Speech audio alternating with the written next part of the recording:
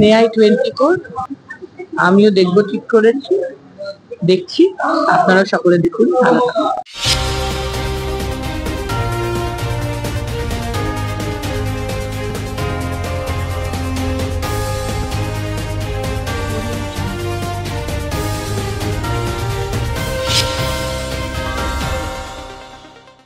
নমস্কার, নিউজিল্যান্ডের পর্দায় আপনাদের স্বাগত। আপনাদের সঙ্গে আমি অর্পিতা। শুরু করছি আজকের বিস্তারিত খবর। বিধানসভায় আজ মুখ্যমন্ত্রী মমতা বন্দ্যোপাধ্যায় প্রশ্ন করলেন, বাংলা ভাষায় কথা বলা কি অপরাধ?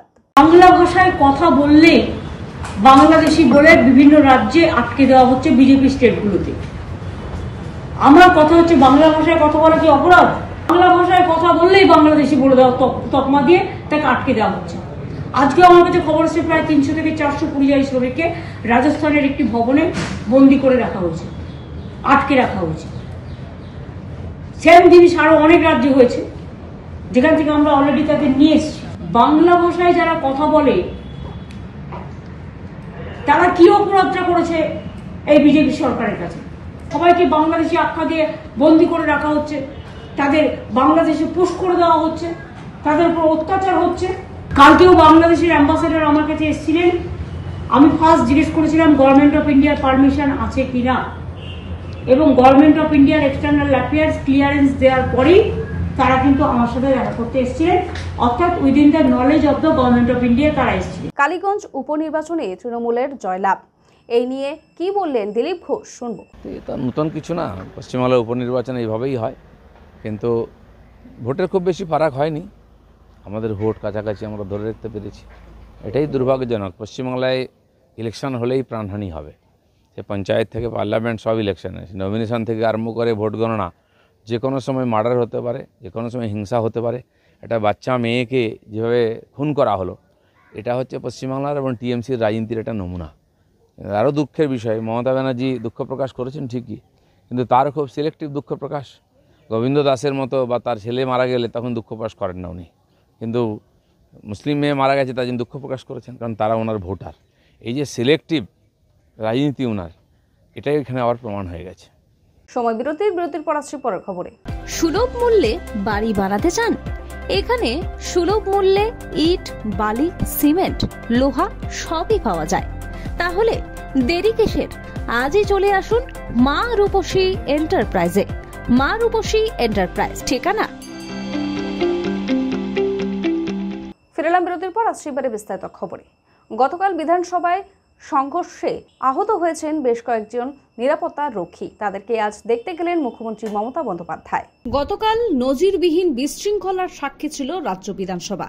বিজেপি বিধায়কদের অসংসদনীয় আচরণের জন্য তাদের 4 জনকে স্পিকার সাসপেন্ড করায় তার প্রতিবাদে বিধানসভার বাইরে রীতিমতো সংঘর্ষের ঘটনা ঘটে। সাসপেন্ড বিধায়কদের মার্শাল দিয়ে বের করতে গেলে অন্যান্য বিধায়করা ধাক্কাধাক্কি করেন বলে অভিযোগ। তাতে বেশ কয়েকজন নিরাপত্তা রক্ষী জখম হন।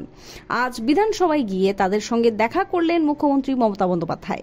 গোটা ঘটনায় উষ্ণ প্রকাশ করে তিনি স্পিকার বিমান বন্দ্যোপাধ্যায়কে বললেন যথাযথ ব্যবস্থা নিতে।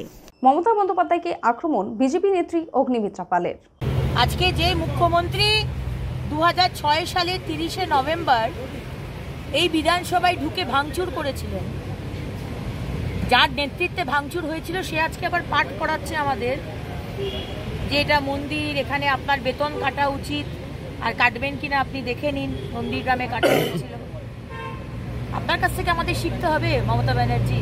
হ্যাঁ, আপনার তো আজকে কালীগঞ্জে থাকার কথা ছিল, ওই তামান্নার বাড়িতে। তামান্নার মাকে, মায়ের কাছে ক্ষমা চাওয়া উচিত ছিল। ক্ষমা চেয়েছেন কি? 24 জনের নাম দিয়েছে তার মা এফআইআর এ, 4 জনকে অ্যারেস্ট করেছে।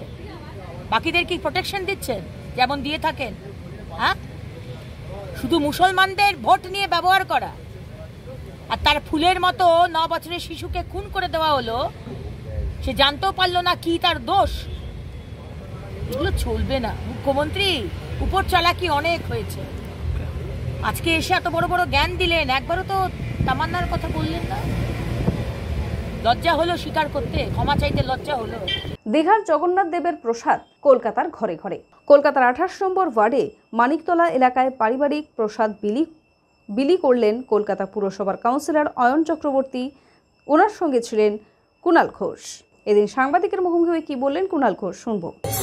মমতা বন্দ্যোপাধ্যায় দীঘায় জগন্নাথ ধাম তৈরি করেছেন, জগন্নাথ মন্দির হয়েছে, পুজো হচ্ছে এবং মমতাজি ঘোষণা করেছেন পবিত্র প্রসাদ সেটা সকলকে এখানে দেয়া হবে। এবার সকলকে যে দেয়া হবে তো সেই পরিকল্পনা অনুযায়ী আমাদের এখানে 28 ওয়ার্ডের কাউন্সিলর চক্রবর্তী আমরা এই এলাকায় বাড়ি বাড়ি এই প্রসাদ দিতে বেরিয়েছি। সময় বিরতির পর আসছে পরের খবরে।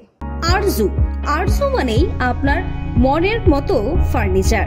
আসুন দেখে নিন আপনার পছন্দ অনুযায়ী অফিস বা ঘর সাজানোর জন্য নতুন ডিজাইনের ফার্নিচার, ডিজাইনেবল সোফা, আলমারি, ড্রেসিং টেবিল, অফিসের জন্য রকমারি চেয়ারের সাথে দোলনা, বিভিন্ন রকম ডিজাইনেবল ফার্নিচার। তাহলে আর দেরি না করে চলে আসুন আরজুতে। 74 Rajdanga Gold Park, Kolkata 700107, 52D Raja SC Mallick Road, Jadavpur, Kolkata 700032। Phone number 8100472255, 8240411427। ফিরলাম বিরতির পর আসছে এবারে বিস্তারিত খবরে। রথযাত্রা নিয়ে রাধারমন দাস কি বললেন শুনবো। तो रथ यात्रा का इस वर्ष का हमारा यही थीम है।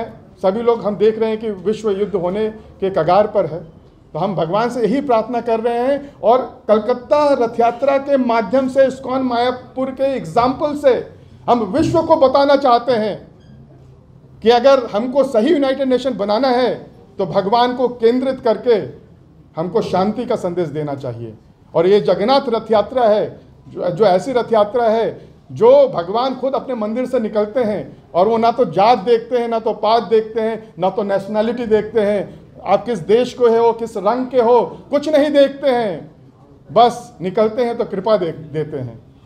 तो आइए हम सभी लोग इस्कॉन कोलकाता की रथ यात्रा में पार्टिसिपेट करें। इस वर्ष माननीय मुख्यमंत्री सुश्री ममता बनर्जी जानते हैं कि मैडम हमारे कलकत्ता की रथ यात्रा को उद्घाटन करती हैं, लेकिन इस बार दीघा में जगन्नाथ की कृपा वर्षित हुई और वहाँ पर बहुत बड़ी प्रथम रथ यात्रा होने जा रही है। तो उस रथ यात्रा में माननीय मुख्यमंत्री वहाँ रहेंगी, मैं भी वहाँ पर रहूँगा 27 तारीख को। আসছে এবারে আবহাওয়ার খবরে। উত্তর ও দক্ষিণবঙ্গে আগামী কয়েকদিন বজ্রবিদ্যুৎ সহ হালকা থেকে মাঝারি বৃষ্টিপাতের সম্ভাবনা রয়েছে। বিক্ষিপ্তভাবে ভারী বৃষ্টি হবে বেশ কিছু জেলাতে। আজ কলকাতা সহ দক্ষিণবঙ্গের সব জেলাতেই ঝড় বৃষ্টির সম্ভাবনা রয়েছে।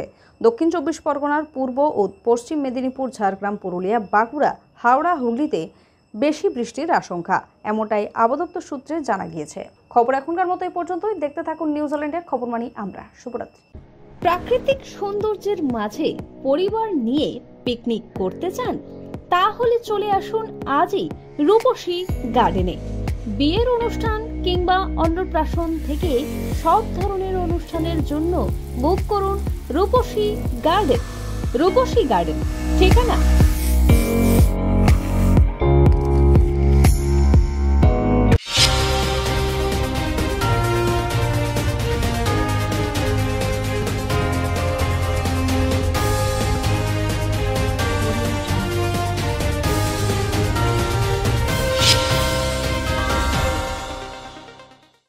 News All India, I wish you all the best.